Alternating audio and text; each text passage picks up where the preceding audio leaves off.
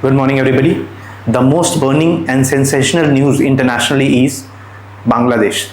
Bangladesh is burning. Its PM, Sheikh Hasina, has fled the country. To dig the topic, let's go to the history. जब पाकिस्तान आज़ाद हुआ, it was divided into two parts, West Pakistan as well as East Pakistan.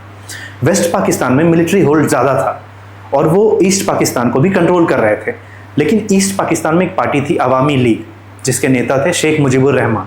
उन्होंने एक मुहिम चलाई peoples right के लिए और वो finally with the help of India and मुक्ति वाहिनी उन्हें आज़ादी मिल गई. उस मुक्ति वाहिनी के अगेंस्ट एक राजाकार वाहिनी थी जिन्होंने वेस्ट पाकिस्तान का साथ दिया था. आज़ादी मिलने के बाद उन्होंने एक रिजर्वेशन पॉलिसी शुरू करा जिसमें फ्रीडम फाइटर्स को रिजर्वेशन दिया गया.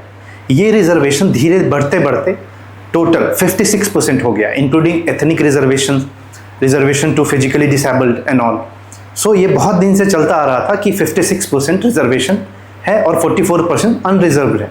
तो ये कहीं ना कहीं स्टूडेंट्स को खल रही थी, जगह जगह प्रोटेस्ट हो रहे थे. फाइनली इन 2018 सरकार ने कहा कि ग्रेड 1 और ग्रेड 2 ऑफिसर्स में इस रिजर्वेशन को हटा दिया जाएगा.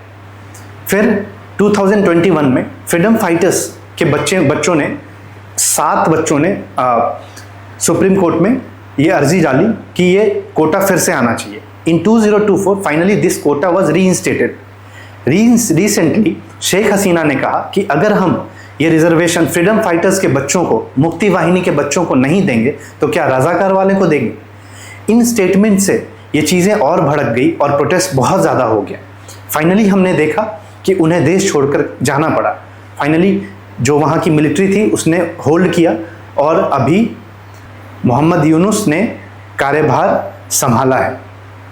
इसकी वजह से अभी हम वहाँ पे देख रहे हैं करप्शन तो हम देख ही रहे हैं, उसके साथ साथ जो वहाँ के हिंदुओं हैं उन पे भी ये हमें दिख रहा है.